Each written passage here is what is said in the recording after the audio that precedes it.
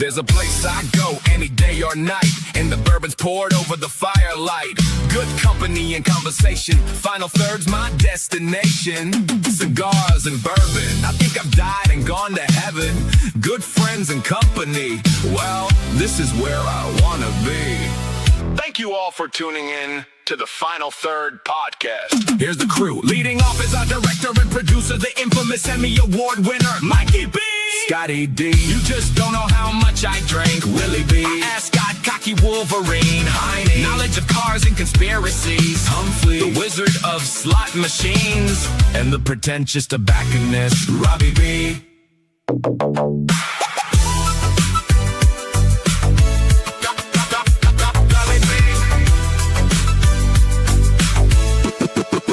Robbie B.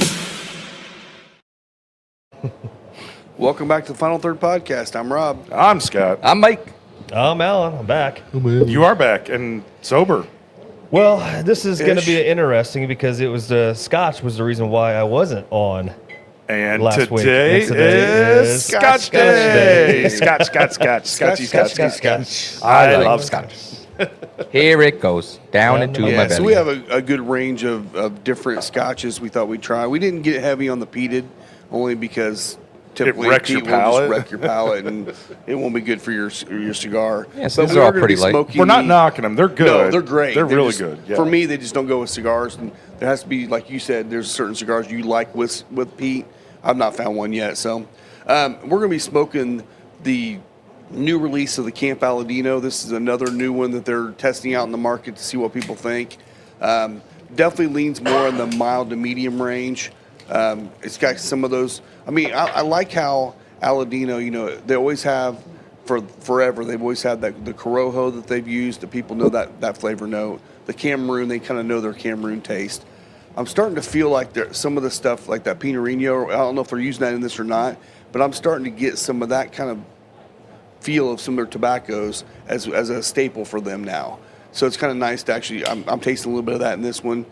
This one had a funky flavor note that these guys all made fun of me about, so I'll talk about that later too. We did make fun of you. Toe cheese. I know you did.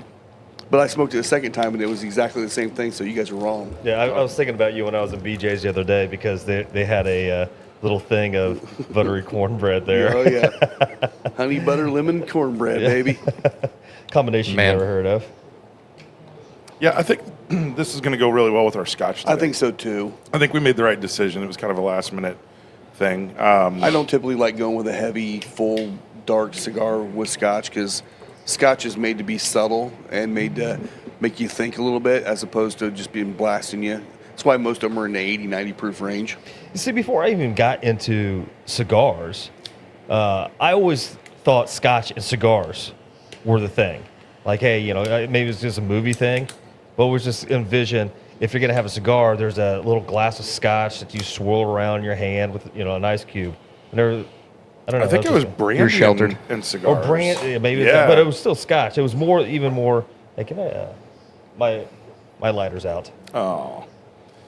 Yeah, so this kind of coincided last night was, I don't know, like the 20th year that my cousin Lucas has put on a Scotch and cigar party, and Mike, you were there last night. Yeah, it was a great time. It was a good time. It was a bottle share event, much like many people do with bourbon. I like doing it with Scotch because I think the interesting thing about Scotch is it's so variable. Bourbon, compared to Scotch, is much more subtle in the differences. And that's not to say that bourbon is subtle in general because we've had vast differences in bourbon. But Scotch can run the gamut of just about everything out there from sugary sweet notes to floral to Smoky, citrusy to spicy. full smoky, spicy. Like it's got a really, really wide breadth of flavors. So doing a bottle share with a Scotch night is a lot of fun. Plus, Scotch tends to run a little bit more on the expensive side. You get up there in those 18, 21-year Scotches, and you're going to spend a few $100s on them. So it's a fun time. We've had some Scotch and cigar parties that have been, everybody's kind of wrapped up about 10 o'clock, and then like the very first one, me and my buddy Adam ended up at the casino, and then ended up drinking Chivas Regal and coffee at Waffle House at 5 in the morning. Jesus. That was like 20 years ago, so Yep. back when I was younger and dumber. Now you're older and dumber. Yeah. True. That's very true. It's great. Yeah, no, it was a good time. I mean, I'm not a big Scotch fan in general. But I think like out of the, like even what we have here today, like most of them were very approachable, you know, like you said, light. There was one, I can't remember what it was. It was that 15 or 14-year one. What was that?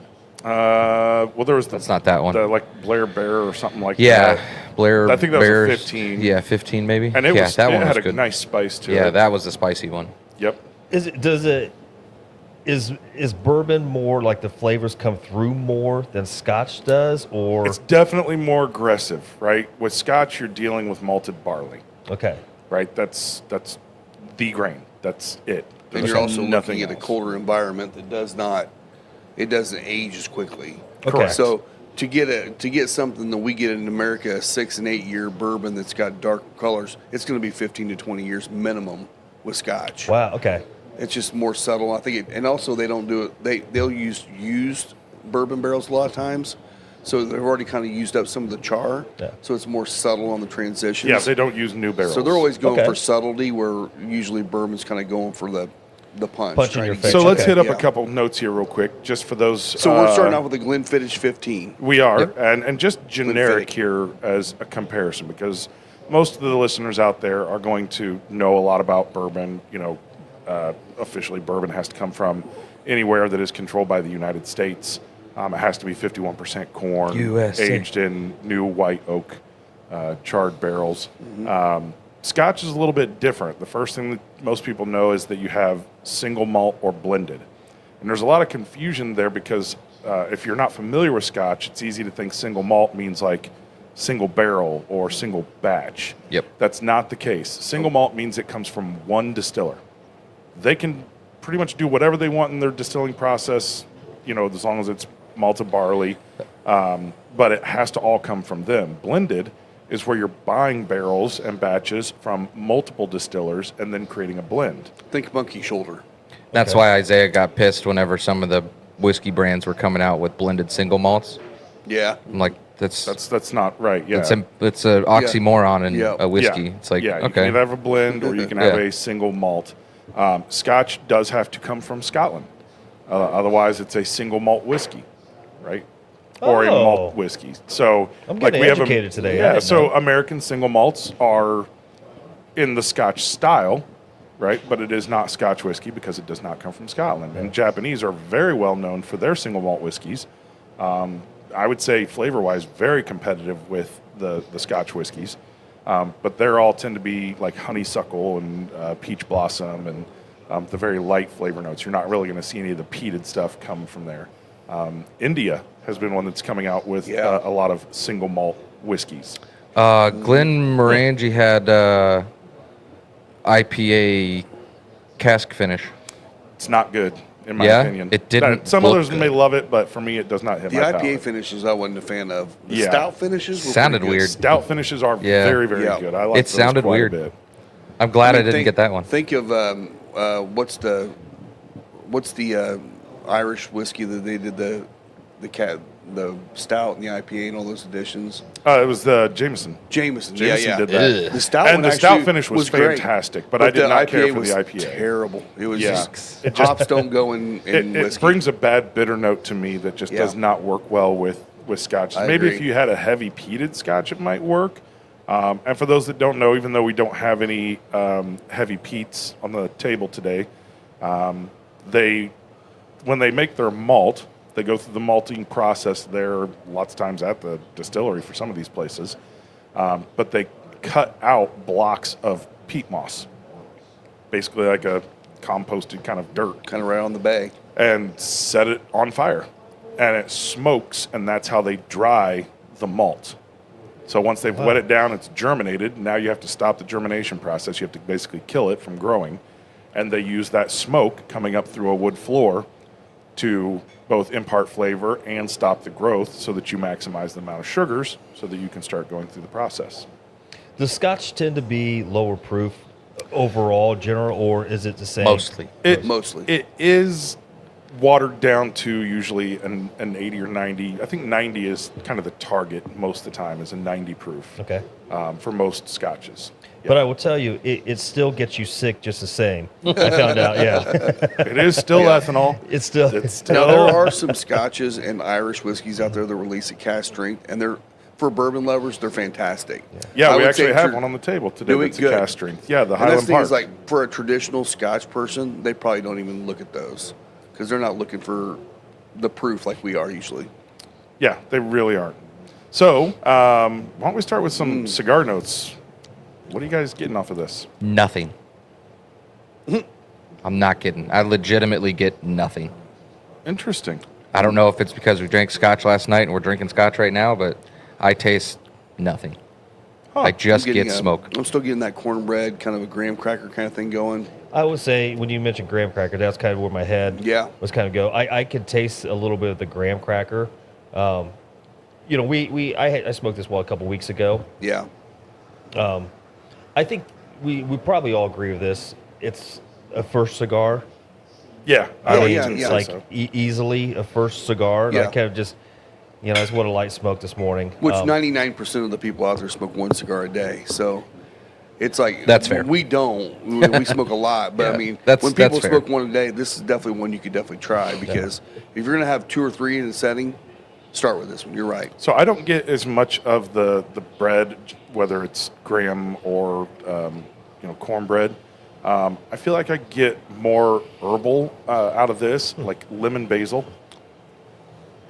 So see, we're getting there. Yeah, slightly. Lemon, So yeah, it's kind of a slightly, I still get a little hint of citrus zest in there too. yeah, like on it. fresh cut grass kind of notes, but very mild. That's Yeah. weird. It's yeah. That's great. Yeah, it does grow, like the flavor kind of blossoms up. Yeah. So I mean, I'll be interested to see in the final third of it to see how it transitions into anything else. Because, like I said, Mike said, it's not like there's nothing to it for us. It's just very subtle, Yeah. very subtle. You almost have to try to find it. Yeah. Except versus some of the other ones where it's like, hey, oh man, that's right off the bat. I can taste it right off the bat. to me, I said this is a Julio cigar, like Yeah. immediately. Oh, yeah. like Yeah. that was Light. the first thing I thought was this is absolutely his kind of blend. Cubanish. Yeah, just very mild, very laid back, very easy to smoke. It's There's a little bit of white pepper on the retrohale too, which is nice. very very subtle. I is. feel like it Just does like fleeting get, on the very, very top of the nostrils. Yeah, I feel like it gets more as it gets in transitions yeah. into the second, third. But so we're drinking the Glenfiddich 15. Glenfiddich. As you can see, it's a little bit lighter in color, which we're going to see a lot of that. We do have a couple finished, so I will say across the board, these are some of the darker scotches I've seen. Most scotches are really light. So Yes. there's some darkness to these at least. yeah, there's a couple up here that are going to be pretty dark. But What are you tasting? Well, I'm going to start with the nose. To me, there is always either citrusy or floral notes to Yes. these. Yeah.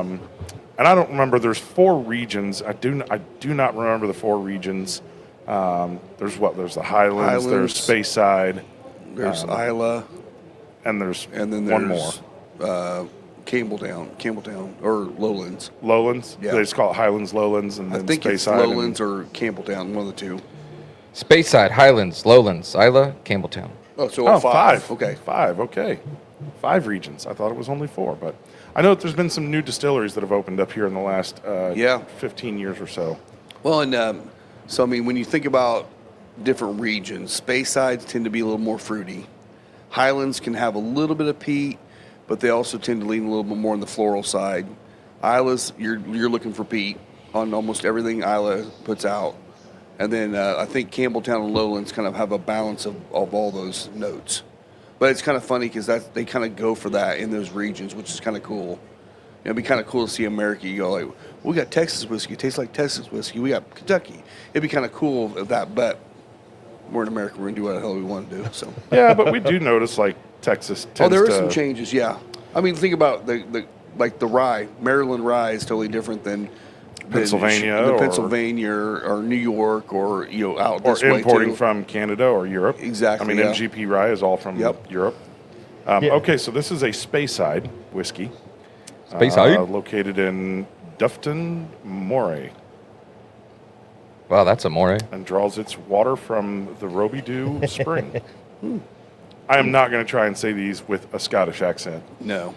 It's impossible. I think you did great. Everything, Thanks. like I appreciate that. every accent ended up going like Australian.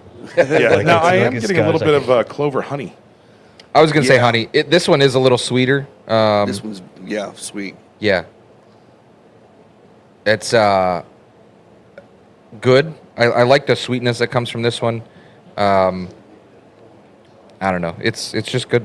Yeah, they're always, I don't know a lot about Scotch, so They're always pretty soft on the palate. Usually have a nice, soft mouth feel.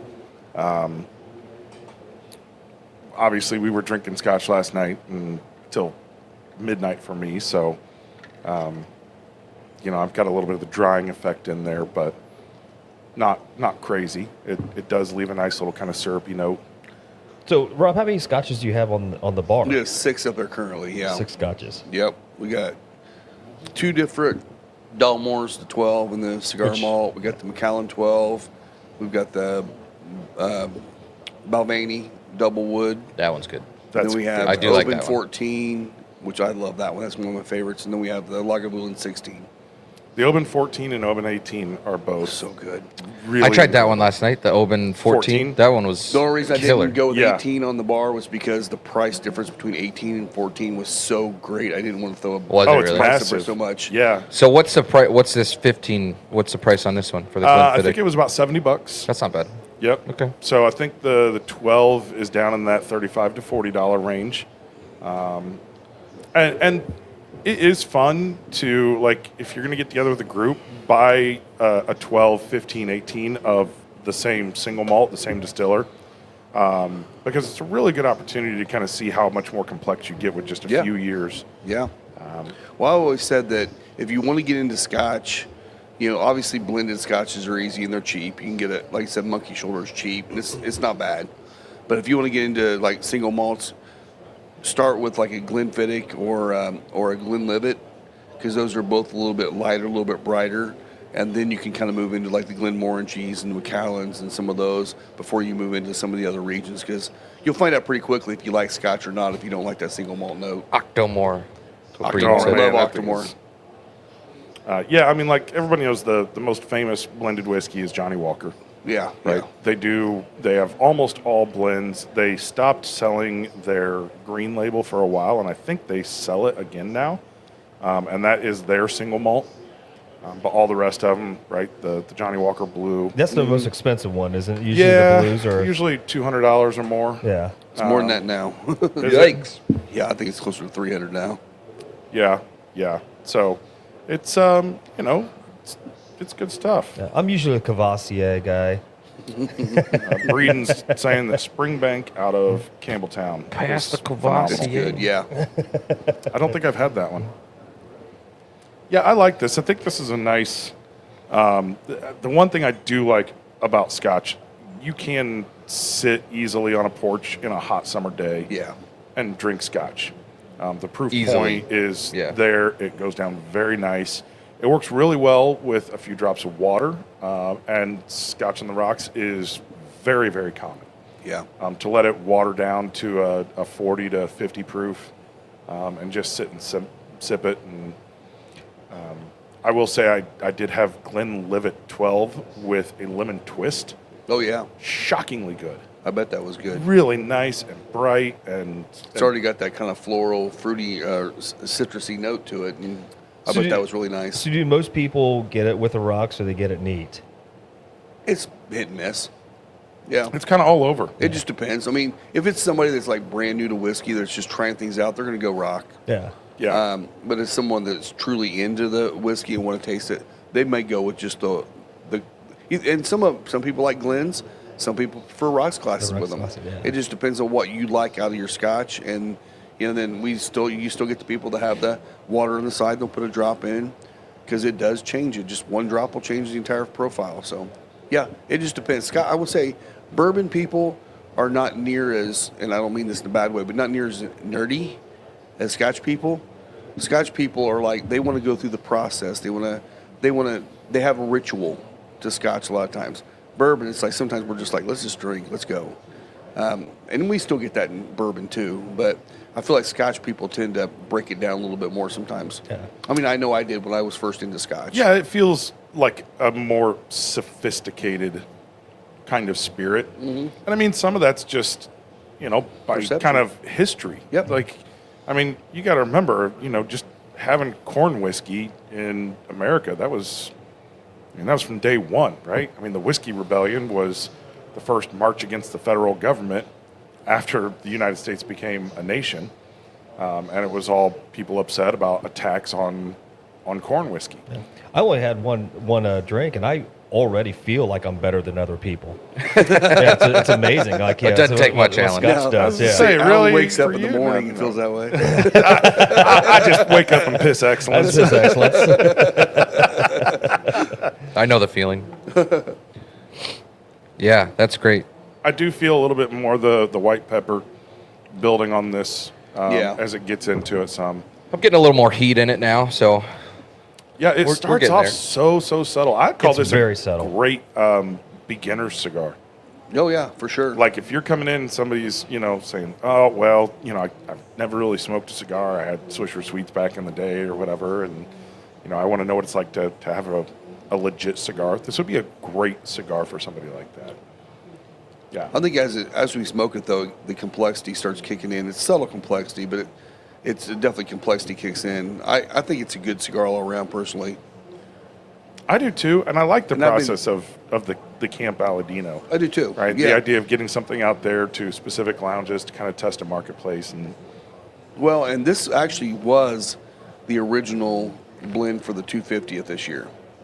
And last second, Justo flipped it over to the other one. So they believed in it, but they just didn't. They had to pick one or the other, and Justo picked the other one. I think it was better to go with something that had just a little bit more bold flavor. Yeah. I mean, Aladino's For America, definitely yep. not like the big bold flavors like that you're going to get out of some Espinosas. yeah, this one saw the British coming. We better punch it up a little bit. Speaking of punch up, I'll say this: I had a Warhead 12 last night. It's been a few weeks since I've had one. I had one, and it wasn't like popped on the radar. I had one last night, and I said, "There's like, oh shit, that just jumped into like easily it's maybe top 3 now." Yeah. I mean, it was. My That's man. what's so crazy so about these things. well. I'm so glad we bought deep on all of them because they're changing so much already. Yeah. I had mean, we're I all started gonna with change. the Avant-Garde last night. Yeah. I thought it was good. I think it's a good cigar. I think it's going to age well. Yeah, I hadn't tried it yet. Yeah. Definitely more medium. It's definitely off profile for knuckle It sandwich. is. Yeah. I told Scotty it was like the off menu. Mm-hmm. It's like it's not bad, but it didn't like change my outlook on those. Like if I wanted to get somebody into the knuckle sandwiches, those would not be it. But they'd be also one that'd be great to do a blind on Oh yeah. and smoke it blind, not knowing that it's knuckle sandwich because Yeah. you expect something when you smoke an Exactly. Espinosa. And I didn't expect it when Yeah. I smoked it the first time. I was the same way. It went great with the Scotch though. I mean, I started bet. with the Glenmorangie 12. That one's what finished sherry, La Santa. La Santa. So it's a finished one, I guess. Went great with that because that's very sweet as well. And some of the other spicy ones went to 12 with those, and that was great. Yeah, Yeah. why don't we get into Yeah. that? Let's do it. Glenmorangie. it. Do it. And it is. I double checked it. It's one of those. The spelling could be pronounced a bunch of different ways. It is Glenmorangie. Actually, it's Glenmorangie. Morangie. That's it. Yep. Morangie. That's It can be yes. said anyway. It Glen- can be said. Glen- But we're Morangie. American, we call it whatever the hell we want to. Yes. Right.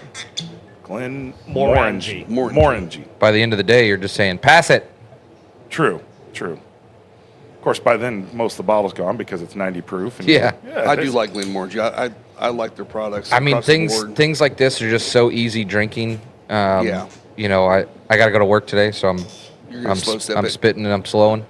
But yeah, Yeah, I I was had like- I've oh, it got- is bourbon and sherry cask. bourbon and sherry. That's Sherry. what I The thought. name is the La Santa. The La Santa. And it is bourbon and sherry cask. I thought it was. I mean, it's got a little darker color than the 15, which is great. You got to attribute that to some of the bourbon cask that it's in, I'm sure.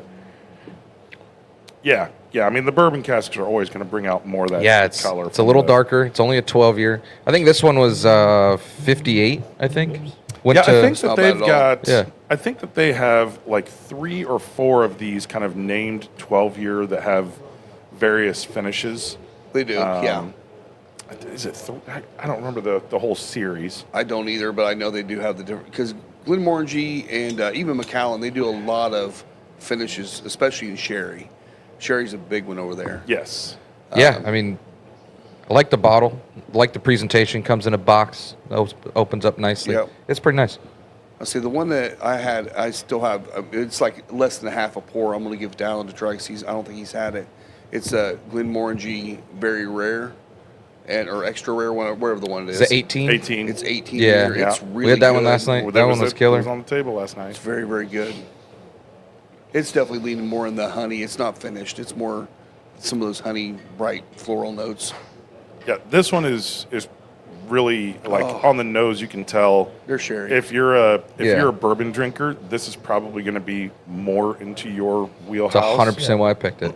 Yeah, yeah. I looked up all the different ones that were like, what's closest to like a bourbon? Oh, that is even taste. It's sweet. It's good. Yeah. Yeah, almost, this one's almost solid. rose petal a little bit in there. Yeah. Yep, very floral. Very floral. It's got a nice lingering finish. And this is pairing really good with this cigar. yeah, I bet it will. This actually heightened Does a it little bit more. kicks this up a bit? There just, we go. Just the deeper flavors. Yeah. Yeah, Yeah. Yeah, I nice think little that spicy first one retro was- there. I think Finally, that first one was masking some of the notes. yeah. This little retro here, very much. You said white pepper. Mm-hmm. Yeah, sting your nose just a little bit, but not like cayenne. It's getting there. It's giving me more. Yeah. So it's getting It's a little. trying. Yeah. Well, and again, I mean, we talk a lot about being able to pair things and, Oh. and figuring out what it is that's helping or hurting. I agree. The Glenfiddich 15 is it Fiddick or Fittich? Fittick. Fiddick. Fiddick, Glenfiddich. I think so. I That's think what it I is always as heard. well. Yeah. But I think the Glenfiddich kind of tamed everything about the cigar, and just A little overpowering I almost. agree. I agree. I don't know if it's overpowering. It just kind of fights I against think it. I think the flavor notes were so similar to the cigar and the whiskey that I think it just canceled out. Don't know what to. Really didn't taste. Don't know what much. to pick. Exactly. Yeah. Yeah. That's what I got. So an interesting note in the chat here from Breeden. He says 300 to 400,000 ex-bourbon barrels are shipped from the U.S. to Scotland on an annual basis. That's pretty incredible. Wow. That's a lot of containers of barrels. Yeah. Empty barrels. Yeah. Just float them. Just to make their yeah. scotch. Yeah, just to make their scotch. Yep. And that's the thing is they're aging their stuff usually 12 years minimum. Yeah. So they're using a lot of barrels. So there's a lot of stuff sitting back that ain't gonna be ready for another decade. So pretty awesome. So it's probably one of those, if you're going to open up a Scotch distillery or whatever, it's going to take you a long time to Yeah. Oh, recoup yeah. some money. Yeah. See, what it's- they need to do is, if they want to sell to the bourbon nerds in America, they just need to say these were aged in Weller barrels. Ooh, that tastes Weller. It's Pappy. It's Pappy. That's funny. You guys aren't big Weller fans, are you? Is that I mean, honestly, this last year, there's a What couple gave it of them I away? really enjoyed. I mean, that 107 this year was fantastic. Yeah. So when I was at the track last night, one of my buddies' dad was like, "Oh man, I have this bottle of Weller and stuff, and it's the best thing ever." And I kept on thinking to myself, I think the guys hate Weller. We don't hate Weller. We Yeah. hate Special Reserve. Special Reserve. The green label Yeah, is it's not great. it's bottom shelf. Yeah. Which is what it was originally. Like it was bottom shelf, and The just death of the weeder. yeah. There is something in this nose that I'm really, really liking. Like when you get really deep in, it's almost like a really, really maybe a light butterscotch note. There's almost like a fresh plum in there too. It's confectionery.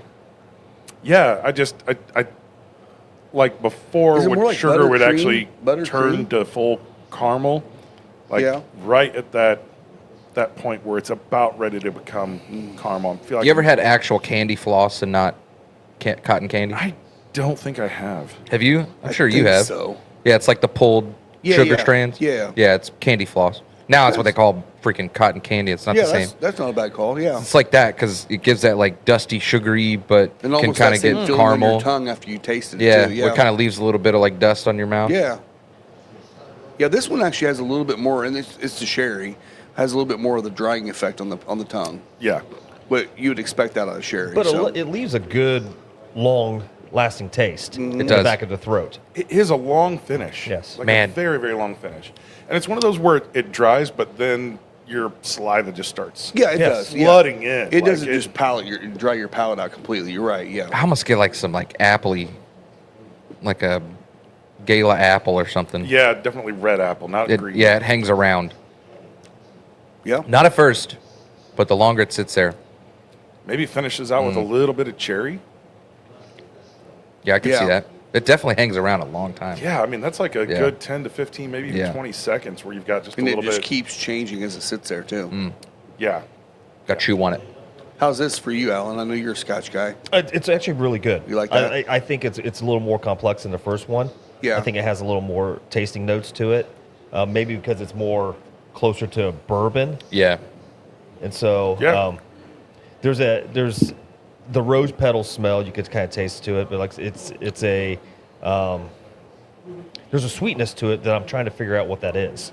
Like in the finish, it's a sweetness, but I can't identify it.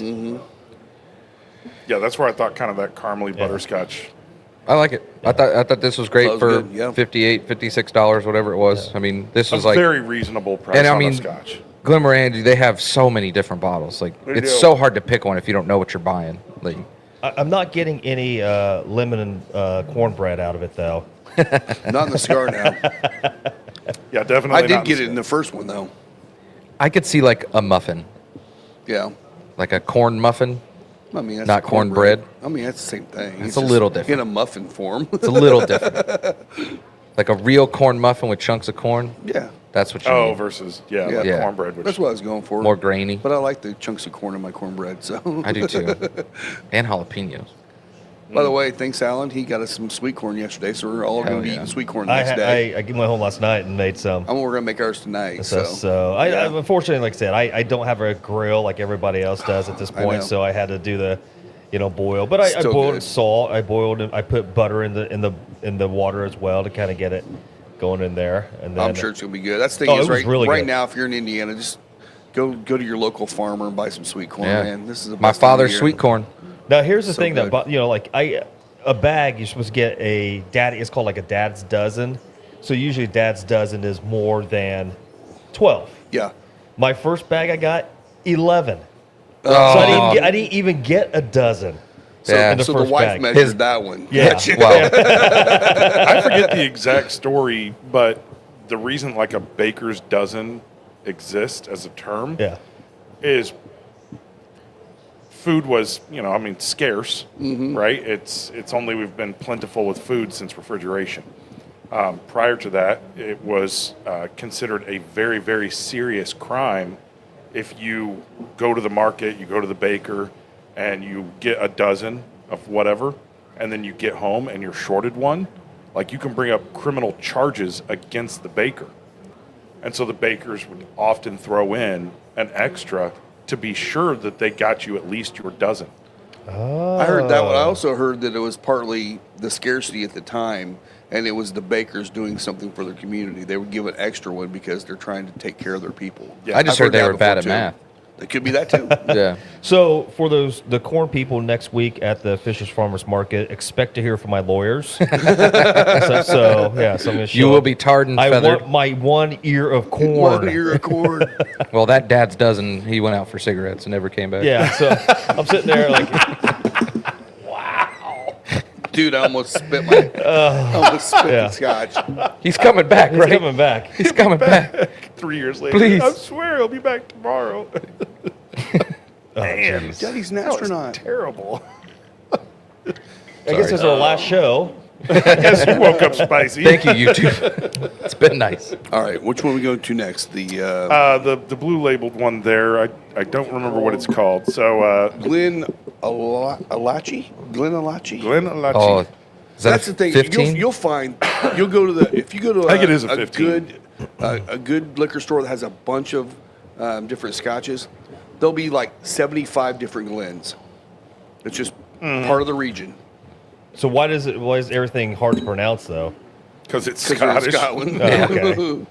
Oh, that's dark. So thank you to my good friend Rick. That's really dark. Rick doesn't even know that he's donating some of this today. Thanks, Rick. But he's okay with it, I know. Thanks, Rick. So Great this guy. was a little bit pricier bottle. I think MSRP is around 125, which you're going to see a lot of. Once you get to that 15-year range, most of the time you're going to see it go over the $100 mark. Damn, that's almost got like a whorehound cola kind of nose on it. Who you calling whore, buddy? Yeah, I thought this one That's pretty good. was really, really impressive. I have not seen this bottle before. I had not heard of it. Oh wow, it comes right through on the palate too. Yeah, This That's one I got a night lot and of day. I got a lot of spice on this one too. So- It is like not all spice, but like Yeah. the mold spices, mold wine spices. Explain to me what Yeah. a whorehound is. It's a type Yes. of candy. It's an old Okay. candy. It's like an herbal candy. Think of Fernet in candy form. Okay. yeah. and sweeter. yeah. The nose Fernet on it is candy? definitely Hell yeah. like this has been the boldest nose that we've had. Ooh. By far. Is this yeah. a higher proof? I don't think it is. I think it's still. I'm pretty sure it's still 90. So it doesn't taste high proof. I just got the whiff. The first whiff got me. It's like sticking my head in that vat. 92. There you go. So just 92. 2 points higher. That's good. It's almost got like Sherry a, cask influence, a Speyside single malt. kind of has a little bit of almost a coffee note in there. Mm-hmm. That's nice. I like that a lot. That'd be one I would buy and put on the shelf at home. Yeah. Oh, that's great. Yeah, I like that most of these have tasting and nose readouts on it. It's kind of nice. So what's it say on this The one? nose says dark cherries, golden syrup, and sweet spices, hints of toffee, glazed figs, and hazelnut. Yeah, I would Love agree hazelnut. with all of that. 100%. Yeah. The taste says heather honey alongside orange peel, cocoa, and ginger with caramelized brown sugar on the finish. I would agree. Yeah, Yeah. I hadn't really picked out ginger The yet. ginger is the one only- that's But missing.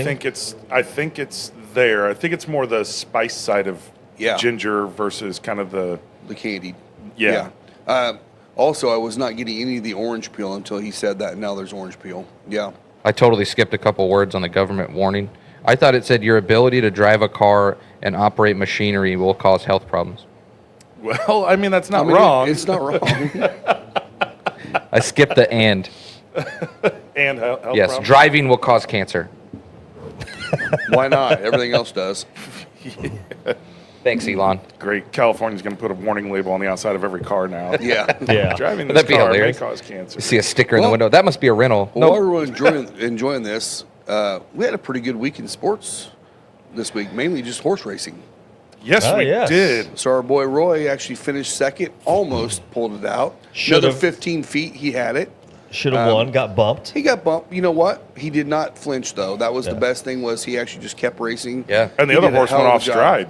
The other off, yeah, he went off stride, bumped the cart. He went off back, and Roy just kept going. I'm like, he's figuring it out. another He's almost 20 there. foot would have got him. Yeah, Yeah. I think so. Yeah. So yeah, that was his best finish, or not best time. Not best time. finish, but not Yes. best time. Yeah. But it was good to see him go out in the lead and then get pulled back a little and then Yeah. let him chase again because Yeah. that seems to be his MO is chasing people down. Well, and that's John DeLong's MO, and that's also Ernie Gaskin's MO a little Yeah. bit too. Is like let him sit back and rest and then take off. I think honestly that could have been a race where John could have kept him out front the whole race. Yeah, 'Cause if going he had from the nobody in sixth front of him, slot. I think he would have kept going. Dude, yeah. He and- started out great. He did. He did. It actually last two races he Yeah. led the first half. So That's great. He's right there. So we're excited to see how he does next week. We got this week and I think the following week before he has a break.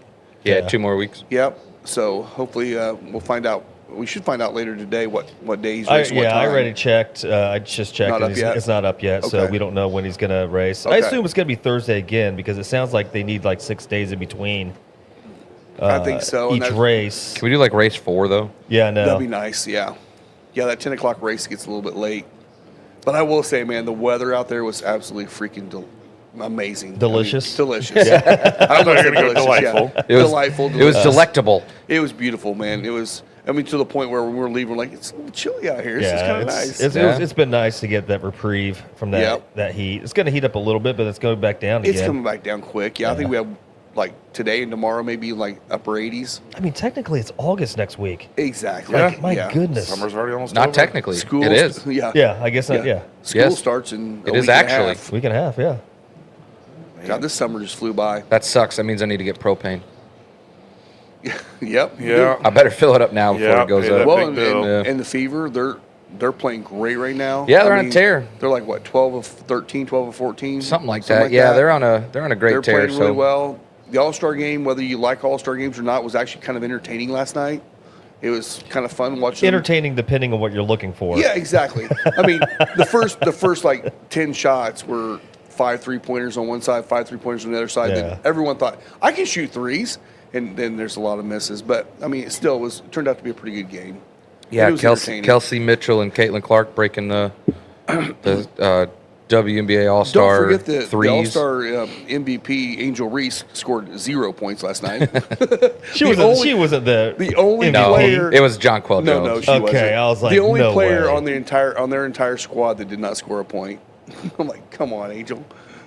Yeah, she kept missing layups. Oh, she did. Yeah. Crazy. I will say, if you're a fan of golf, we all tend to watch a little bit of golf in here. Mm-hmm. I don't know the kid's first name. Oh, 21-year-old kid, man. Koiven. Oh, yeah, he's leading. He is leading He's by leading. 3 strokes. He Yep. shot a 61 One yesterday. Yeah. He But is there a was baby. also- there He's was- an absolute baby. He set the Yeah. back 9 record, didn't he? He He did. did. Back 9 record. But I will say yesterday must have been a scoring day because the leaderboard, there was like 63, 64, 65s across the board. So they must have been it must Moving have day. been perfect conditions for them yesterday. Usually Saturday, sometimes it's moving day. Yeah, and they stuff. get that They in put an that easier pin position. placements that Oh, you they can had go a at it. 292-yard par 4. Oh, Yeah, no yeah, way. yeah. So they Oh, were yeah. all driving the green. Yeah. But they're not even hate using that. driver. No, they're probably using just 3-wood. Yeah. Some were using. There was a few guys using driver out there. Weak. Yeah. So that's going to be exciting But, today. yeah. And we're less than 2 months away from hockey, so everything's are. almost right in the world. Almost there for preseason football. Football's coming up soon. Actually, I think the first preseason's the it might be 13th. exhibition, whatever, is August 13th. Yeah. for the That's coming Colts. up. Yeah, I'm not close. I'm not much of a NASCAR fan, No. but they are out at Indianapolis Motor Speedway Brickyard today. for the That's where Brickyard. Heine's at today. Yep. To catch it. I mean, it's unfortunate. It's not a good track to have that race. Not for NASCAR, Like even no. I know this is sacrilegious. I even find the Indy 500 sometimes to be boring in the middle of the race, where it's just everybody in a single aisle all the way around for laps after laps, and so that track for NASCAR, say there's no passing. How fast do NASCAR cars 180? drive? 180. No, I on mean- on Indy they drive 180. They go like 210. 210, I So think 15. 180 at Indy, and you're losing almost 50 miles an hour from their top speeds on. That's a long track for a car like that. Yeah, they're 60 seconds a lap versus 40. Jeez. Yeah, that's kind of crazy. But they're also not going 500 laps. They're going Correct. 400, Yeah, aren't they? 400 miles. So 400 miles. Okay, yeah. So Is it still called the Brickyard 400? It is. It's Yeah. still okay. Yeah. I didn't know. You know how everything always changes and becomes some yeah, sponsor it's and the then, the Allstate Chevy NyQuil, presented by Crown Royal. yeah. Brickyard Well, it should be 400 presented by mile. NyQuil. Yeah. It should be sponsored by NyQuil. Yeah, your sleepy time medicine. Yeah, I Is never there watched another one? NASCAR either. Actually, Yeah. I used to be a What, big the Orphan NASCAR Barrel fan. next, Scott? Orphan? Yeah, let's do the Orphan Barrel. Yeah. So this is one from what, 3 years ago, 4 years ago? I got this. I brought this to the Scotch and Cigars event. It's a 25-year-old, and this Orphan Barrel company. What they do is they go out to distilleries all around the world, and they find these barrels that they don't know what to do with, and then they figure out ones they want, and they'll release them as a single barrel or a blend. This is a single barrel. And it's, like I said, 25-year-old Scotch. Does not say exactly where it is. Maybe you guys can read it. I can't read it. 91 proof. I always like the Orphan Barrel stuff. Some of them are really kind of they're always unique, a little different. So, Well, it's talking about Fever too. Cedar Ridge in Iowa, the distillery, are releasing I think it was 64-12. I think it was just Yeah. 3. I have to see it again. It was 64-12 and whatever the rest is. I'm trying to get it. Well, if you guys are listening to distribute that to us, please give me a call because I need to get that in here. I was confused on the release because, well, we already released our news release that it was coming out. Our email said it was coming out, that it was releasing the week of the 20th. And then you get on the website and it says it's coming out the 27th. But then it also says it's distillery only in Iowa. So if you don't know how to read, it's very confusing because for Iowa, it is not releasing into the state. It is distillery only for Iowa consumers, but it is being distributed through Indiana Liquor Group here. So Cedar Ridge, go see Noble Wine and Spirits. It should be there tomorrow or sometime this week. So yeah, and I'm trying to see if I can get some from our distributor to find out if we can actually get it. If it's only through Indiana Liquor Group, then I won't be able to, but we'll find out as soon as I can get a response. yeah, as far as I know, right now, that's what they said. So let me see if I can find it again. I mean, it'd be fun to have it. I mean, obviously, we're supporters of all Indiana sports, and Fever are doing well, and we want to support them. I'd love to have their bottle out here. Cedar Ridge. By the way, the very first thing I got on this was candied bacon fat. Oh my I God, think I remember that's that crazy. from last time. Yeah. Yeah, like that was the nose. Yeah, it is. The very first thing I thought.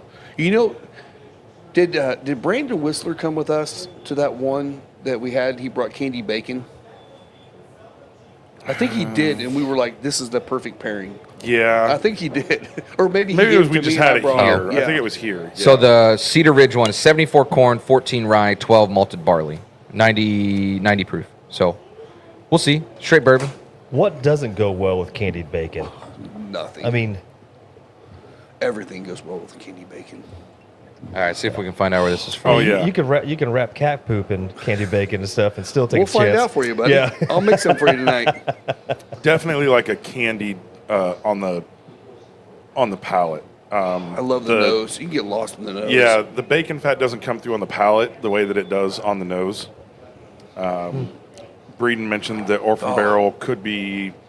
They get barrels from everywhere, so you can get bourbon, you can get Scotch, you can get. You just got to kind of pay attention to the label to see what that particular. And if you're ever looking for those, if you're a Total Wine guy, go to the glass case on the where you have the bourbon aisle. The next aisle over, there's a glass case. It's all the special stuff. They'll usually have at least one or two different Orphan barrels in there. Now it's not a cheap bottle. It's what, $250? yeah, they're always bottle. a couple $100. Yep. So it's not a cheap bottle, but they're good bottles. So I don't know, Mike, if you can comment on this at least from the perspective of what like the rules say. But Breeden asked, will Caitlin get suspended? Oh, I mean, it's this inevitable at this point, right? I mean, Yeah, so she's she gonna has have one more 7. tech. Yeah, 7 technicals now. You get 8. It's a 1-game suspension. The thing that I don't know, which I have to find this out, I don't know if she gets to choose. Which game? Yeah, I don't know if it's like the next game. I thought it was Or, the next game. Yeah, it might be. I don't know the actual. We'll have to look it up. But yeah, I mean, it's going to happen, right? Yeah. Like She she can't even stop. said in her press conference after the last game with the Suns when she got her 7th, they asked her if she was worried about getting her 8th, and she was like, I mean, that's who I am. Like, not getting text, but like the way that she plays and like the way that she banters, that's who she is. So like that's don't what makes mind- her play good. So I don't mind the banter and stuff. I'm like, you've been playing probably basketball since you were 3 years old. Tell me one time when you arguing with a referee got the call changed. right. It's like, Yeah, I mean, you don't get it changed, yeah. but I do think that there is something to be said about influencing It the can referees. be, but sometimes she takes it over Them the not top. paying. Yeah, I mean everybody does, right? Like do. especially in the WNBA, it's a little excessive at some points. Now, I but will say since the big debacle on the aggressiveness happening in WNBA, since they kind of brought that to light, it's came down a lot.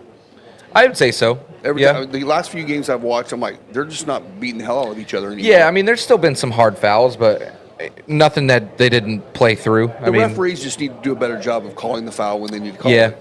Don't And then- let stuff happen. Stop with these makeup calls, man. Yeah, I mean, the that's makeup stupid. calls on the other side are crazy. Yeah, Like, that's refereeing 101. Except if you miss Yeah. a call down there, you got to have a makeup call. Now, Yeah. I wish they did. If Caitlin does get her 7th technical or 8th technical, that someone comes out with a red card That would be great. Just stand there. Red card. Red Yeah. card. That would be. That's funny. That Best would thing be too, funny. if you get the 8th technical, you're out that game too, right? Oh yeah. I don't know. Yeah, It's a good 'cause question. You have to get 2 techs to get it kicked out. Yeah, of the because like a game. flagrant 2 is ejection, Yeah. but I don't So know you if can play through the end of the game, and then you I have your, think. okay. And then the next Yeah. game, or maybe you get to choose a game. Okay. let's see if we can find the rule. You have to serve a. That's a curious. suspension. WNBA 8th tech. I do feel like they're on a run right now. I think they could actually make a run this year. Yeah. And it'd be fun too, and give a little bit of excitement for them, and then also coming into the Pacer season, with Hallie back and the team back in, they're going to have a little bit of hope, hopefully, to bring Indiana back into the basketball scene and really be, supporting all the teams. I mean, I know the big news is LeBron James, the 76ers. It's like, Who cares? who cares? I mean, like I said, Joel Embiid's only going to play 40 games at most. Yeah. I know you got Jaylen Brown, you There got you go. Maxey, you got LeBron James. Well, LeBron James is going to play 50 games probably. VJ. If that. I mean, so because someone will sneeze on him, so he'll be out 2 weeks. Yeah, Achilles. Yeah. Yeah. So 8th technical. Yes, you can play the rest of the game after receiving your 8th, unless it's a flagrant 2. But it is the next 1-game suspension. Next game. Okay. Okay. So yeah, I mean, and then subsequently after that, after each additional 2 technical fouls after that, so the 10th, 12th, 14th, etc., trigger another fine and an additional 1-game suspension. So it only goes out 1 game each time. Yeah. Okay, that's not That's as cool. aggressive as I thought. Yeah, no. I honestly didn't even know about the 8 techs. I was thinking if you got to I like didn't know. 10, are they going to say you're out 5 games? Nah. Which could be devastating. Yeah. I mean, but yeah. Yeah, you may want to go ahead and get that 8th. That way you get it out of yeah, the yeah, way. well, get it out of the Let's say, way. does the counter reset at that point? You got to get No. another 7. But they're only It's halfway just through each the season, it's additional 2 right? tech. more. Yeah. They're only halfway through the season, though, right? Yeah, we're just hit about the halfway point. So, I mean, She just has to she could have realize 16 this. by the time the end of the season's over. I mean, in all seriousness, she has to realize this. You're probably not going to get the calls. So just play through it at this point. Yeah. Just keep You're playing, man. not going to Yeah. if you haven't realized it by now, if like personally for her, if she hasn't realized by now she's not going to get the calls, then you just play through. she's tough. She is tough. Yeah. Yeah, and the thing is also she's learning how to be a leader. I mean, she's still this is her 3rd year. Mm-hmm. She's still learning how to be a leader. It's hard to You believe know. somebody who's that prominent in the league. She's still only in her 3rd Yeah. year. Yeah, Yeah. she's Yeah. what, 25? I thought it was 4th year. 24? 23, I think. 23? Yeah. Is it 3 years or 4 years? This is our Three. This is her 3rd This is year. the 3rd year. That's yeah. it? Oh wow. Yeah. Yeah. Yes, I mean, young girl in her early 20s. I mean, she's the same age as Chloe, and she's the leader of their team. I mean, that's got to be a hard thing for her to figure Yeah. out. Yeah, so Definitely. Yeah, she's fun to she'll figure it watch. out. I mean, she is. Yeah. And actually, I mean, that's the thing is like she's great to watch, and everyone's watching her. Kelsey Mitchell's crushing it. yeah.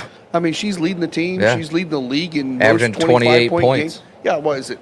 15 games in a row now, Yeah. 25 plus points. I mean, that's insane. And the She's Fever, MVP I think- of the league numbers right now. I think Sophie the leads Fever's tied for the most WNBA games over 100 points. Yeah. So one more, and I think the they're records the are. highest averaging team ever It's in scoring, the right? WNBA Yeah. right now. Yeah, it's Sophie's crazy. leading the league at pointing at players. Well, she is. So yeah, that's Most that's, points per most game. Points, Most points, points. points per game. per is- game. Yeah. I will say, I feel like she got snubbed. I feel like she deserved to be in the WNBA All Star game. But you can't have. Like I said, you can't have. It's four. hard to have 4. but Well, I mean, it's funny I too do feel like because she got she's. snubbed. I think she's 3rd for 3-point percentage Yeah, right now, exactly, and like yeah. didn't get the and they invite. wouldn't let her even play, Like, even shooting the 3-point shot. come on, I'm like, man. come on. Yeah, it was kind of weird. Yeah, it's crazy. But yeah, I'll have to go back and watch them. I didn't have a chance to watch any because we were busy Friday I mean, there and was Saturday. long But stretch. You're like, come on, somebody hit a freaking shot. But then there was stretches where it's just like boom, boom, boom, boom, boom. You're like, damn, these girls can shoot. I mean, hell, even the big girls were going out there, out the 3-point line, hitting Yeah. threes. I'm like, okay, well, they can all so shoot. yeah, the one that got MVP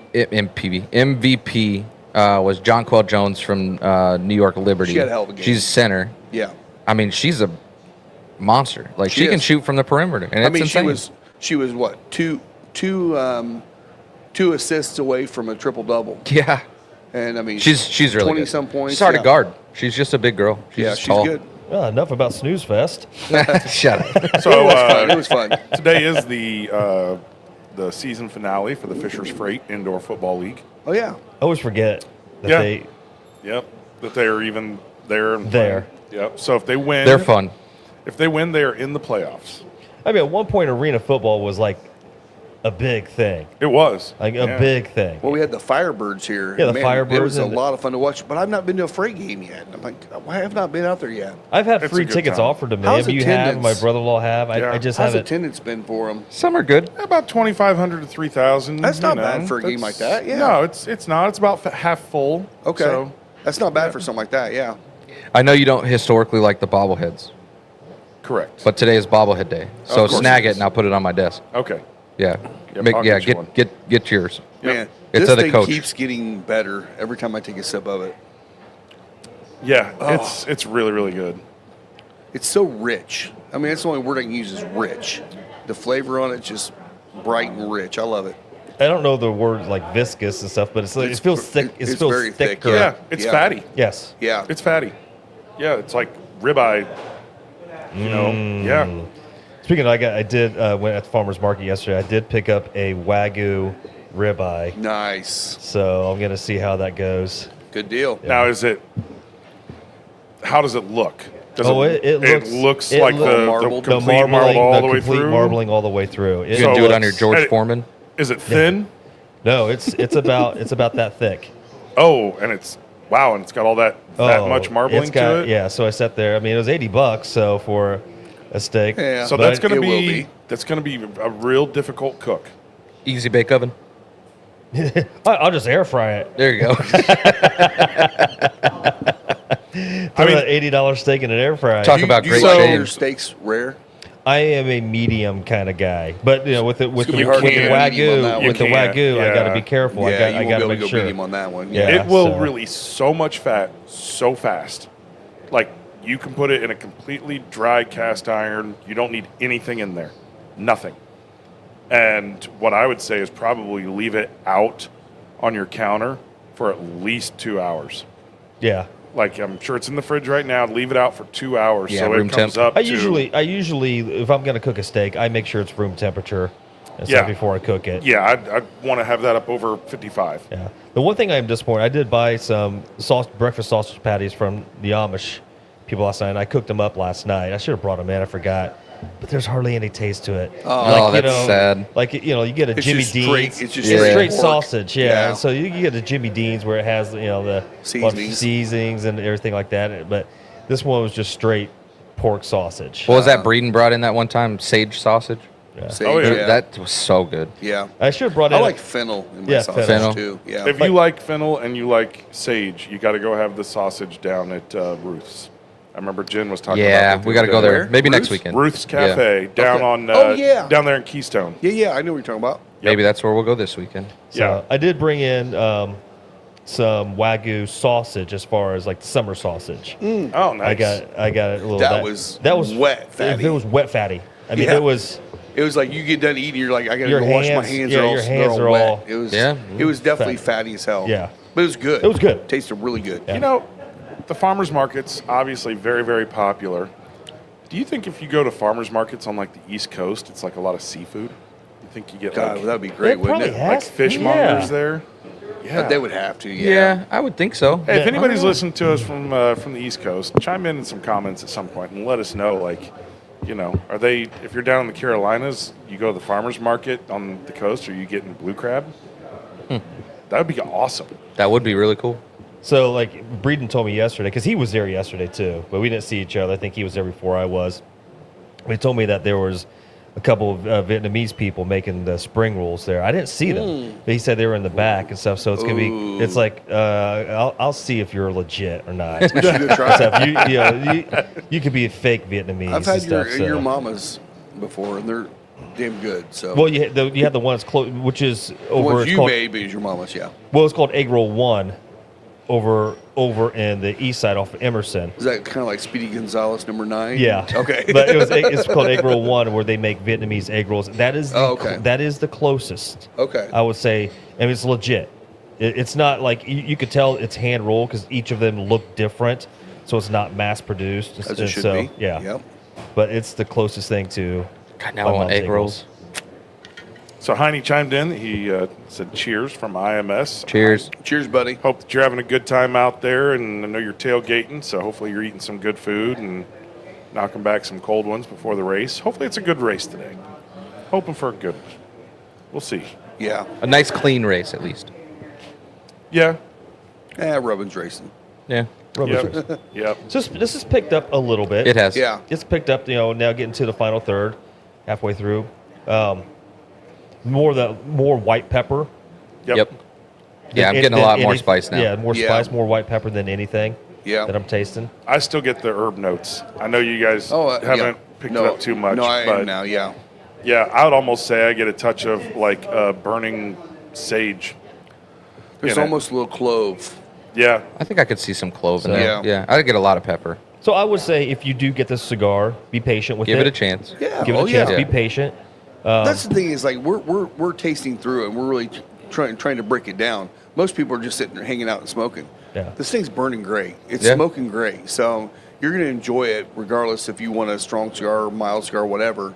I think it's going to be good enough to where you're going to sit here and enjoy it and relax and never had to retouch it up or anything yet. So good cigar. I think I did twice, but that's just because I feel like I'm puffing on it. Oh, yeah. Aggressively. This is definitely one you want to slow down on.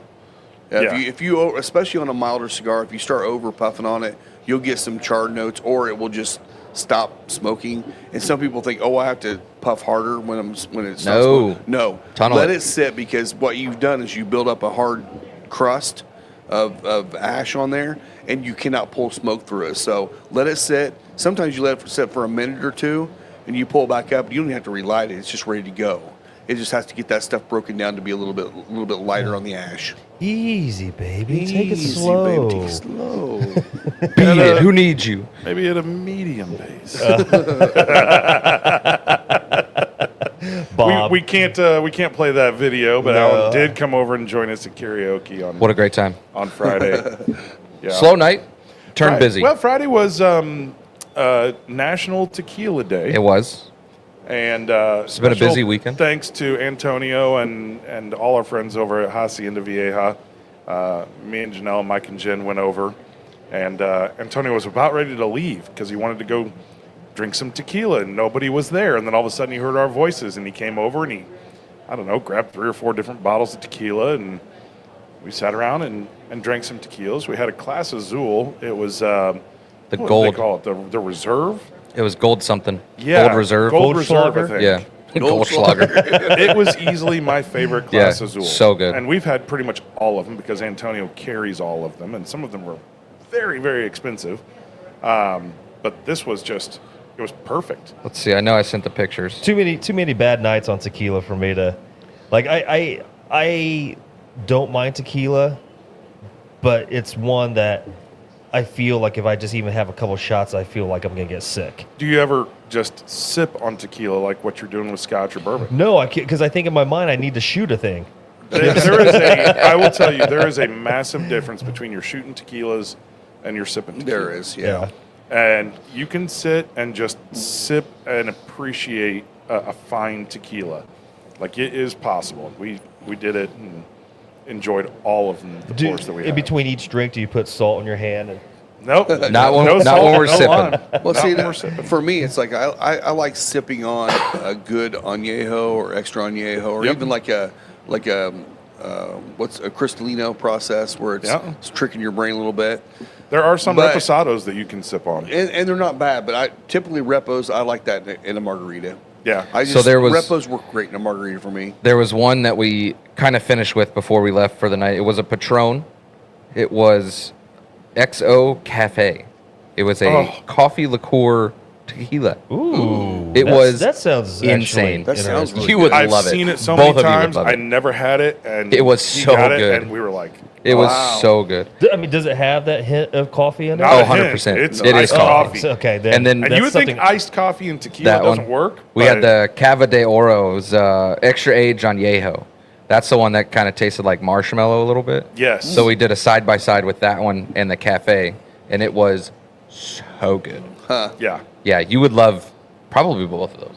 I definitely would love the coffee. Yeah. I Yeah, you got to try. definitely- You got to I get the definitely coffee. would. And that's available everywhere. Yeah, I can't imagine it's that's a available very everywhere? expensive Everywhere. bottle. You can find it at pretty much any liquor store. Ooh. The Patron, just look for the Patron style bottle. Yeah. And it's $30 a it's Total black. Wine There at you go. Black XO Cafe. Worth it. Totally. It's, Yeah. It's phenomenal. You put that in your morning coffee. You could. Easily. Yeah. It's so good. You just drink it like a cold brew. I was very surprised that the Oh. tequila flavor worked.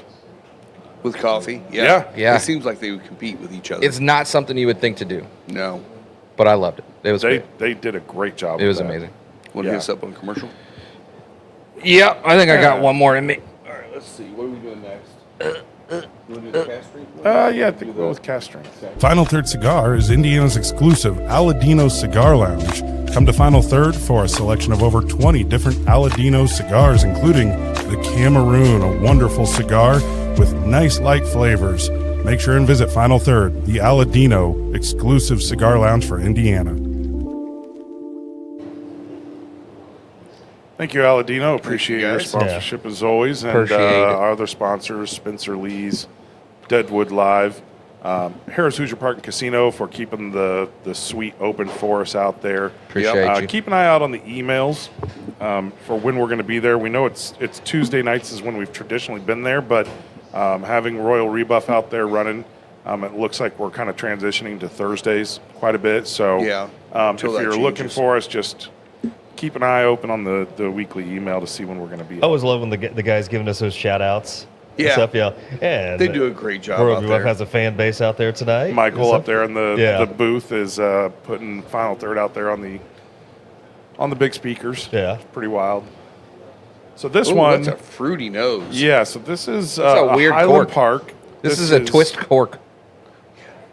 Oh yeah, like a twist top, but it's a cork. It's yeah, pushed. That's weird. Yep.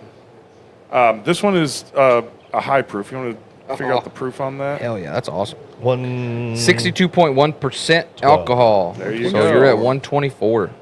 Yeah. So Oh, I this can't is add. I just said 112. I don't know why. whatever. So definitely, this is it's finished in 13 year bourbon barrels. European oak sherry butt. Hey, with that Yep. cherry nose, it has to be a wild turkey barrel, right? No, I'm just kidding. Selected by Bourbon World 2021. Yep. So this bottle, I've really Oh. enjoyed it. That's really good. Boom, boom. There's a little man. smoke in that. I forgot to It's pour a any. slight Highland smoke in there. It's very smoky, Yeah. but it grows hair on your chest pretty quick. Well, wow. Yeah, we went 30 points up on this one. Definitely cherry notes. I would not be surprised if it was a turkey barrel. That's good.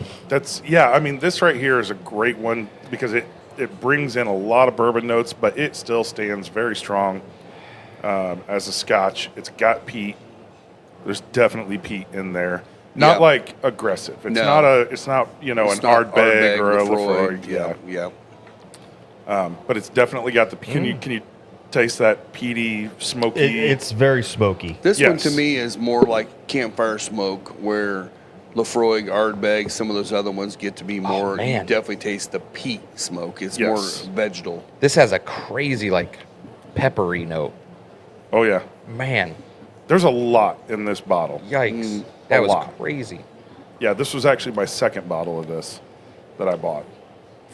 That's pretty good. I like enjoyed that. it that much. It was really, really good. And I think it was, what was the liquor store that used to be over there in Carmel that got bought by Big Red? Market District. No. not Market District. This is one that Davey was at. Yeah, up there on like Carmel Drive or Got something bought like by that. Big Red. Yeah, Yeah. what the hell Vine is the and name of that Table. place? Vine and Vine Table. and Table. Yeah. That's it. Yeah, so Vine and Table used to have and they still have good bourbon. It's now a Big Red location. But it was a really, really unique liquor store that had It a was. huge Scotch selection. I mean, massive, one of the biggest I'd ever seen. And Is that when you got this that was- one? Yeah. On, like, super sale? Well, I got one at regular price. I think it was like 160, and then they had so much of it. They ended up once Big Red bought them, they dropped the price to like 75. Oh, jeez. Yeah. all day long. Yeah, I just had to get it gone. Yeah. They were just looking to transition the store and change That's it. great. But yeah, it's bold. There's nothing subtle in this one. It's not your typical Scotch. No. But it does have all the great Scotch notes that you're looking for. Long finish. That's to really it. good. Yeah, Yeah. I like that one too. Rob, I don't know if you talked about this, but I know it's been a couple weeks. But have you even talked about your time in Journeyman? Not On the really show? much. Yeah. We'll have a show on Yeah. it sometime. Yeah. Yes. We can talk about that Will Breeden asking about the Highland Park single barrel. I don't think it's a single barrel. I don't remember. Did it say single barrel Yep. on there? Oh, Yep. okay. So yes, it is that single barrel. And yeah, you're right. It is a banger. It's absolutely phenomenal. So Yeah, that's was this a a single. Vine and Table pick? No, it said bourbon something. Oh, Bourbon World. That's Yeah. right. Yeah. Which Bourbon was World. I think that's what they called their Oh, that was their group, wasn't it? yeah. Oh, that was it? their I didn't know group. that. Yep. Bourbon Interesting. World. Yeah. That's really good. Yep. Just a big, bold, aggressive. And you are finding more scotches out there that are barrel strength. Yeah. That was never a thing. I mean, No. 15 years ago, No one you wanted it. You would not find anything barrel strength. That's 100% in for the Scotch. American market. Yeah. They're not drinking it over there. No, there's no way. There's no way. It's good. Yeah, it's, That is, yes, I thank you. haven't tried. I mean, it probably even opens up with some of the fruit notes if you put a drop of water or two in it. I think I remember doing that previously in it. Yeah, I'm gonna try that. Yeah, Mm-hmm. yeah, it definitely brings It's out strong. I mean, it's strong. Yeah. Is it hitting you? Yeah. This I is mean, what we normally drink, like on the show, Alan, or is Yeah. is 120 proof. I know. See, But now- I mean, we jumped But it's up- usually yeah. all day. Yeah. Right. We Yeah. don't just go drinking, 590 proofers to 120 plus. This kind of has a similar kind of peat level of the Lagavulin 16. Although Lagavulin 16 is definitely more on the fruity side, the lighter side. But this actually goes with the cigar. It's not going to overpower your cigar at all. Mm-hmm. I almost brought the Ardbeg Ugadal, which I love that bottle a lot. But I knew as soon as we took a sip of it, we're going to be blasted for the day. Yeah, that's it. That was a spicy retro. That one got you. That one huh? got me. Yeah. Yeah. I taste it now. Yeah. Yeah, this definitely ramped up Yeah. towards the final third. Even the That's crazy. the retro is pretty spicy. Man. Well, and I'm sure the whiskey did something. yeah, like that definitely cleared me out for sure. Well, we do have a couple Yikes. things that are changing a little bit this coming up here. So Friday, August 7th, we had Nick Lamonti. He actually had a previous engagement he had to go to, so he's not going to be here on the 7th. But we got James Smart back. He's the Johnny Cash guy. He's going to be back out here that night. If you missed it the first time, come and check him out, man. He's really, really good at what he does. So come out here on August the 7th, listen to James Smart. You'll enjoy it, I guarantee it. And then let's see what else I got on the calendar here. All right, here we go. Well, maybe. Calendar. All right. And something else I just wanted to share to thank all you guys too. All the people who have actually reviewed us on Google. We actually got #1 cigar shop, cigar lounge in the state of Indiana. Yeah. on Google. I mean that's kind of insane, but it's all because you guys putting out your reviews. It was all based on 100% customer reviews. So that was really kind of cool to see that come through this week. The horse, Artisanal del Tobacco's new to we've talked about that a little bit already. They're new in the humidor. We're selling them like crazy right now. And honestly, all the ones that we got are regular releases. So these are not going to be ones you can try them and love them and never get them again. So that's going to be nice to have those in here. El Popo. El Popo. El Popo. The 7th annual Blazer 88 charity ride is August the 22nd. It's going to be at the American Legion Post 391 in Fortville. And then they're going to have live music, all kinds of stuff going on there. We're going to try to get out there for that. I would love to be out there to support those guys. But if you're looking for something fun to do, that would be a great time to get out there. If you have a motorcycle, get in on the ride there. It'll be a lot of fun. Way Out Beer Festival is coming up September the 19th. We're going to have a booth out there, so we're excited to be out there. If you like, try some really weird beers. Where's that's the- a where's great that place to at? be. Like, where's- Downtown Lapel. Downtown Lapel. Yeah, Way Out actually, Beer I think Festival. it grew enough to where they're moving it right where Pax Verum is. They're moving it like 2 blocks north. There's a massive church out there that has a big parking lot. Thinking they're going to be moving it out there because it's gotten so big. Nice. And then let's see what else I got. So just here. come, go to your service, come out of the church, go get drinking. There you Exactly. go. Yeah. Exactly. Yeah.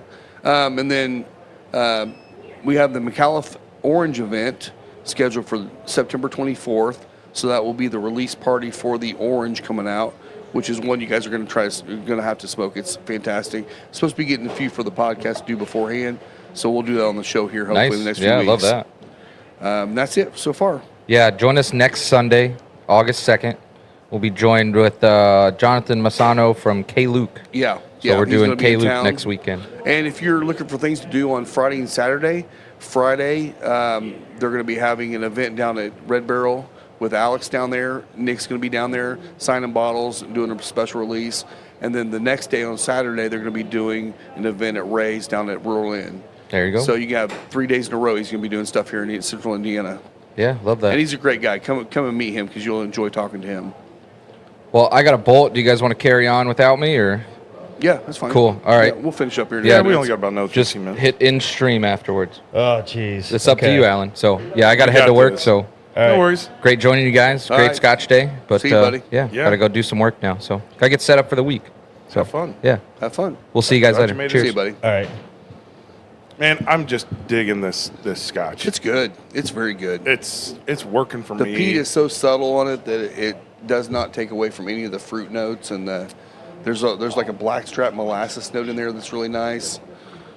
Yeah, it reminds me of a Scotch that I can't quite put my finger on right now. There's one that's kind of up this style, that kind of mid peat range. I know what you're talking about. I can't think of it either. It's not the Bunnahaupens, is it? I don't Nah, know. maybe We've not. got that one here. Or one of the Brooklatties, maybe. Probably a Brooklotti. Probably Brooklotti, yeah. yeah. I can't believe we don't have a Brooklattie out here. Well, that's the thing. I mean, as many bourbons as are, you know, There's even You're- that many more scotches. It's crazy the number of scotches that there are. I mean, hell, we just tried one that I've never even heard of before a minute ago. Another Glen. I'm like, hell. Oh yeah, the Glen. Yeah, get your microphone, buddy. Malachi. So now that I'm producing the show, Yeah. it's the time that we dance. We dance. See, I'm changing the format here. Oh man, Yeah. do not put Alan in charge of the Hans show. in front. We're Terrible going to pump idea. you up. Man. Wow. Yeah, so we're, again, this next week, as soon as we find out when his race is going to be, we'll let you know we're going to be out there. Hopefully you can come out to the track and hang out with us. We had a nice crew out there this last week. I mean, probably 15 people or so come out and watched, and it was a really good time. Hopefully we get our first win under our belt here in the next week or two. Yeah, it'd be nice to getting have so a win close. before the break. Now, I think Is he eligible for qualified Cyrus? that's what I'm kind of was about ready to bring up. Yeah, I think he I- might be with a second place. With a second finish. place finish, I think he might now be eligible to run an Indiana Sire Stakes race. So there is commitment to growing horse racing in Indiana, and as part of that, the Standardbred Association and the state of Indiana supports breeding of racehorses in Indiana by having the Indiana Sire Stakes races. So there are 2-year races that our purses have been $15,000 and $16,000 for the race. Yeah. They are $46,500 for the Yep. purse for 2 years, which is really high for a race of 2-year-old Two-year-olds. horses. Yeah. But it's a great way to promote horse racing in Indiana, to try and get more people involved. If you're curious about the fractional ownership and what that looks like, grab one of us. Yeah. Right? Come into the lounge, find us, and we're happy to talk about it. The entry point, like lots of people are like, oh, you've spent a bunch of money on a horse. Nope. No, we did not. We're all No. just dipping our big toe into the water, so to Yeah. speak, to be able to see what this is all about. And we're having a lot of fun doing it. Yeah. I've talked to a number of people that once they found out that it's barely into a 4-figure dollar amount, yeah. they're like, wow, that's really interesting. And plus, when you talk to them about some of the perks that you get, Oh, yeah. Yeah, there's a lot with lot of perks. Hoosier Harris Hoosier Park and Casino.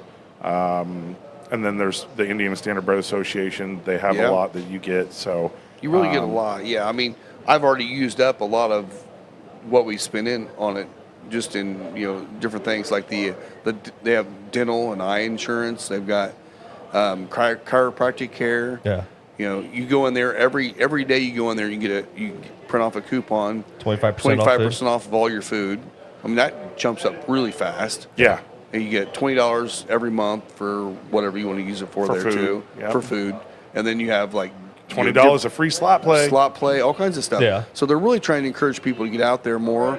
The other thing too is like when you're an owner, you can actually go back in the back and see your horses and And you go can back in the take one barns, guest. Take one guest with you. They have a cafe back there, and they're always doing special stuff for owners back there. And so I mean, there's a lot going on there as an owner that I think a lot of people may not utilize, but it definitely is worth the value of the money you're spending on what you're getting into it. Yeah, and it's fun. And it's fun. It's, yeah. Man, I swear I felt like my legs were shaking me to death watching Roy come around there and Oh, gosh. almost winning. I mean, it's just kind of a different feeling when you have a part ownership in that horse. Yeah. Yeah, And that's the thing too, is like your investment is for the horse, for his training, for his food, all the stuff he needs, medical care. But when he starts winning or even finishing top 4, that money's coming back. Yeah. And Yeah. it obviously is a fractional, it's not coming out in big chunks, but it comes back This is to not where to get rich. No. It is No, something this no, is but the way fun things are to looking, we do. might get to the Yeah. point where we break even. And Yeah. guess what? We were out there having a good time breaking even. That's pretty awesome. See, I kind of equate it, like I said, I don't have any kids that I know of, according to Maury Povich. It's a no. So I don't Thanks, have any Maury. kids. But I sit there, it's like, this is how you feel if you have a kid and they're playing a softball game or baseball game or any kind of game and you feel nervous for them out there. Like, I'm just pacing back and forth. Yeah. And it's like, and then you're like, you get second, you're so like a little proud papa. Yeah. So Well, and that's the thing too is like I know a lot of people, they don't know anything about horse racing, and they go out there. Oh my gosh, those horses are treated so badly. These horses are pampered. yeah. I mean, They every really one are. of these horses were bred in a racing family, so they want to run. Yeah. They want to go out and run, and they are treated like little babies. They're not abused in any way at all. I mean, there's rules in place for racing of not hitting your horse. So I mean, these horses Yeah, I are think taken 3 good times is care all you of. can do. Yeah, and it's literally just taps to kind of keep them in line. Yeah, and get their attention. Yeah, that taser gun does not hurt. And so No. Wow. But I mean, I think a lot of people are, they think like dog tracks, the old dog tracks where these dogs are just Yeah. abused, they're just out there running. It's not like that at all. These horses are so pampered. I mean, and you know even- what? If they can't race, guess what? They retire to the farm, and they're just like farm horses that they get to hang out and live their life. Yeah, even like after the race, John DeLong brings the horse over to us because Yeah. we're along the fence. Horse looked like he was like, "Hey, Hey, guys, guys." how you guys doing?" Yeah. Like he was just hopping around a little bit. And Yep. Yeah, actually, they had a silent auction this week for a group called the Indiana Standardbred Transition Alliance. I don't think it was actually that. I think it was just the Standardbred Transition Alliance, and it's for horses that are transitioning out of racing. Okay. So they raise funds and they donate to be able to have these horses placed in, farms or whatever, where it basically is a pet Yeah. for the last of its life after it's done racing. Because we've got, you've got geldings. So geldings are males that are castrated. So they're not going to go out to stud. They're not going to be used as breeding horses. they're married. Yeah. So once they're done with their 9 years, once they hit 9 years of racing, I think is what it is. So 11 years old, they're retired. You cannot take a racehorse past that time frame. And then they transition into a comfortable life of kind of being a pet for a family. And there's lots of horse people out there. A lot of horse people. And again, in racing, horses, they're allowed to race till they're, is it 12? I think it's something. It's 11. It's basically 9 years 11, of racing. Yeah, exactly. Yeah, 9 years of Yeah. racing. So, 11. But I think when they turn 12, they can't race anymore. Period. Horses live to be 25, 30 years old. Yeah. Yeah. So they have a long, nice retirement life. After you're done racing, you're on a farm. You're enjoying life. There are not very many places in the world that have wild horses anymore. I mean, There are places. Yeah, There yeah. are places, but not. I mean, in America, not. There's very still the many places. Mustang horses that roam wild out in the west. Yeah. They have a preserve Yeah, out there. they do there, and they also have some of the horses still out there in the Outer Banks of Carolinas. Yep. There's still some out there, but in the most part, in the central part of the country, they're all domesticated horses. So I mean, these horses are being taken care of. So again, I don't want to belabor that, but they're not being abused. They're being taken care of, and we just get to go out there and enjoy watching them do what they love to do. Yeah, and again, if you're ever curious about that, you know, if you've felt like that's the case, but you want to get firsthand experience, come to the track. Come Yeah. find one of us. We'll take you back there. You Absolutely. can see exactly how they're living and how Yeah. they're being taken care of. And Eating their carrots and apples because oh yeah, Yeah. it's a good day. yep. Lisa's trying to figure out the whole superstition of how many carrots and apples we should give him before the race. Well, this So- was my first time I actually took my bourbon down to the trackside. Yeah, So now I have to take a bourbon with me every time. every time. Yeah. Yeah. Since So we got I seven. wonder though, like I said, is it, you know, maybe obviously Amanda, Emily, or you know, or is there a strict routine on race day that they There go has to through be a routine. and like you know they're not supposed to eat certain things. I know that like Lisa said they can't drink. Well, for like I asked Lisa that. Yeah, eat, and they don't want to eat a lot of food because obviously they don't want to be crapping on Yeah. the you know the track. But it's I don't know how strict that is. I'm sure the training process is probably more aggressive than the eating process for them. Yeah. Because I mean they eat when they eat. You know, they're probably eating in the morning, eating at night. Yeah, I didn't So- know like on game day, like hey, Yeah. you know, this is we have them on a strict That'd be a strict question rule we should ask and make sure that you Amanda. don't overdo it, kind of thing. You know, Yeah. like I was curious about that aspect because I Yeah. mean when Lisa said that hey they can't have water so they don't pee on the track while they're racing, you know, a few hours before they actually race. Yeah. You know, is there food they're not supposed to have before the race, kind of thing. So Yeah. I'm just always curious about that. Well, she did ask, you know, Amanda, is it okay to feed him carrots and apples? She's like, oh, that's fine. Yeah. Before the race, that's totally fine. Again, we're giving them a couple carrots, a couple pieces of apple. Yeah. It's not much. So when I was at There track, are thousands of pounds. when I was at the track yesterday, you know, with a buddy of mine, and you know, they asked, "Well, has a horse had an accident on the like with that jockey or the rider behind him? Has it had an accident?" It's like, I've not seen it, It has happened though. but yes. Have you Yeah. noticed there's little flaps? So that didn't happen as hard as it used to, Oh, probably. you mean like accidents like going to the bathroom or accidents like, like no, going to the bathroom And on then the on the the horse rider behind him. behind. yeah, that does. Yeah. It Yeah, will that's happen. why they have the little They had the little windshield wipers on their goggles. Yeah. yeah. that's why they they have have a little those- kind of basket the that's mud part of the We the have cart there. Oh, Amanda said her and Ernie would love to come out and talk to her when she gets a response about fractional ownership. Oh, okay. Yeah. So, yeah. So Yeah. if we get some interest, we can schedule a date and get everybody out here and Yeah. teach you about fractional That'd be ownership. great. see I what would love that's to have like. him back out here. Yeah, I mean, Ernie's a pretty quiet guy, but when he starts talking about horse racing and training, he is all the words, and he is amazing at what he does. And everybody out there respects the hell out of him. Yeah. So he's a great guy to learn from. And honestly, Amanda, she's a hell of a trainer. She's a really great trainer. So they're doing a good thing out there, and you know, hopefully we see Roy pull up a win for us soon. If not, he's already done a great job. So Yeah. He'll get a win. he Hey, will. Lisa, did we find out that does Roy now qualify for a Sire Stakes race? Okay, we don't know. Yeah, we know that we've seen a lot of first and second place eligible horses that then go on to run in a Sire Stakes race. So, Yeah, ask her if he's eligible yet, or if he has to finish first. Because I'd be kind of curious to find out too. Because I mean, I know that was the hope, was that they were hoping that after this first run of races he'd get qualified to be in the Sires coming up. What, 4 weeks, 5 weeks, Yeah. something like that? Yeah. So yeah. Probably- and we got to get him in a Dan Patch race. I was gonna too. say I'm not sure we're gonna see him into the Dan Patch races, but Probably not maybe this year. Not this year, but No, yeah. if But he's those only are 2. normally Yeah. like And he's a young. 4-year-olds, yeah. He's a young two. Remember, like his brother is Yeah. 2 in racing. I mean, Like hell, he's like the older 2. Roy's got another 6 inches to a foot to grow into. Oh, easily. I'm Yeah. like, if he learns how to race now and he actually gains a little bit more stride, He'll be unstoppable. Yeah, Yeah, that horse if I number remember- 7 when he was racing against horse number 7 was just a massive horse. I mean, it Oh, was yeah. so tall. Huge. It wasn't long. It was just tall. Yeah. Yeah, I think for the dam patch, I think 4 years the youngest I've I seen think you're right. out there. Okay. They're usually 5, 6, 7. Yeah, kind of right in their prime. So yeah, Yep. still a couple years away from that. I think that's $1 million race on that purse. I think it is. Yeah. Yeah. So top 5 pays to ownership. And the Dan Patch is coming up, isn't it? Or is that August. August, yeah, it's in so it's August. coming really up. soon. Yeah. So yeah. I don't think I'm going to be in town for that. I got to figure out the dates on that. Which See is- if I can make it out there for it this year.